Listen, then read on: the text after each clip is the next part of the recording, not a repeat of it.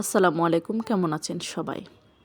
আসলে full video একদমই দেওয়া হচ্ছে না। আমি এতটাই ব্যস্ত হয়ে গেছি, এতটাই একদমই ফ্রি হতে পারছি না। অ্যাকচুয়ালি সকাল থেকে রাত পর্যন্ত খুবই বিজি থাকি, যার কারণে কোনো ধরনের ভিডিও আপলোড করা হচ্ছে না।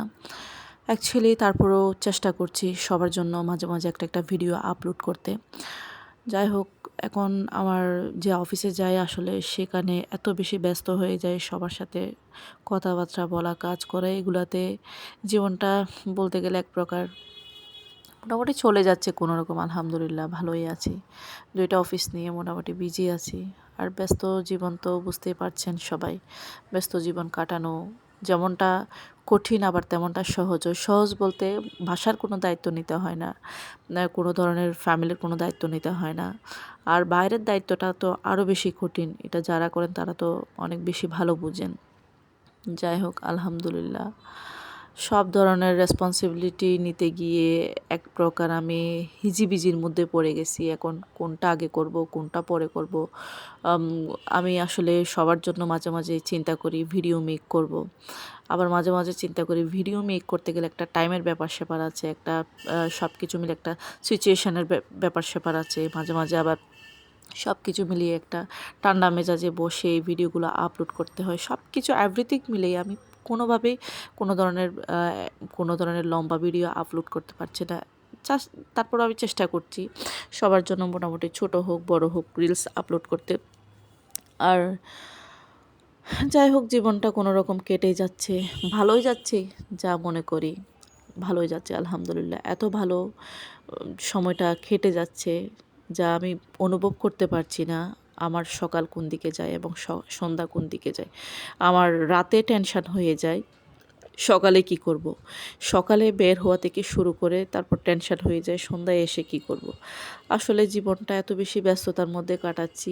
বাসার মানুষ কি করছে, বাইরের মানুষ কি করছে, কোনো রিলেটিভস পারসন কি করছে, কোনোভাবেই আমি খোঁজখবর রাখতে পারছি না। এটা অ্যাকচুয়ালি বলতে গেলে আমার দোষ নয়, এটা আমার পরিস্থিতি।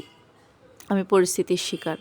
অনেক রিলেটিভস মনে করে আমি তাদের সাথে কোনো যোগাযোগ রাখি না। আমি তাদের সাথে কোনোভাবে কথা বলি না বা তাদের সাথে রিলেশন আমি রাখতে চাই না। আসলে সেরকম কিছুই না। কথা হচ্ছে কি, আমার সময়ের অভাব হয়ে গেছে।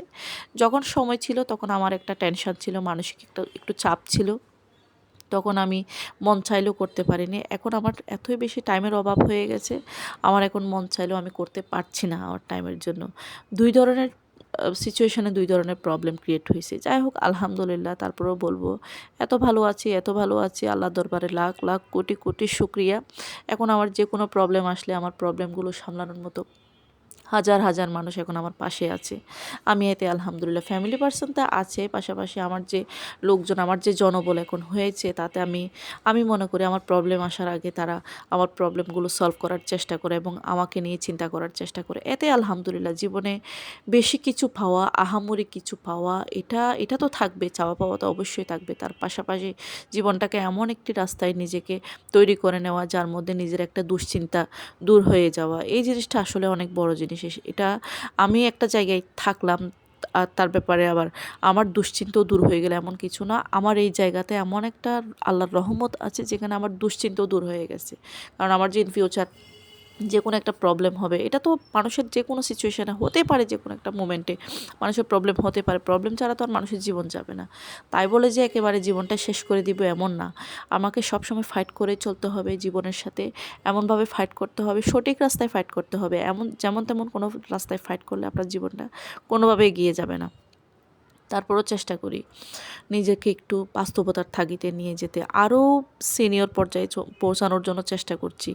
হয়তো দিনগুলো অনেক কঠিন যাবে, তারপরেও চেষ্টা করছি। ওনারা সবাই আমাকে এমনভাবে রেসপেক্ট করে, এমনভাবে ধরে রাখার চেষ্টা করছে আমি যেন সিনিয়র পর্যায়ে পৌঁছে যাই। আলহামদুলিল্লাহ, এটাও হয়ে যাবে। এত কিছু যখন করে আসছি বাকিটাও থাকবে না, একটা একটা সবই হয়ে যাবে। শুধু একটু সময়ের ব্যাপার-স্যাপার। এই সময়টাকে যদি আমি কাজে লাগাতে পারি, যে কোনো মোমেন্টে, যে কোনো সিচুয়েশন আলহামদুলিল্লাহ ভালো কিছু সুসংবাদ আসবে। ইনশাল্লাহ সবার জন্য দোয়া রইল। সবাইও আমার জন্য দোয়া রাখবেন। আর বাকিটা সময় সবাই ভালো থাকবেন। আর কি বলবো, জীবনটা যেন আল্লাহ সবার জন্য ভালো কাটায় ইনশাল্লাহ। আসসালাম।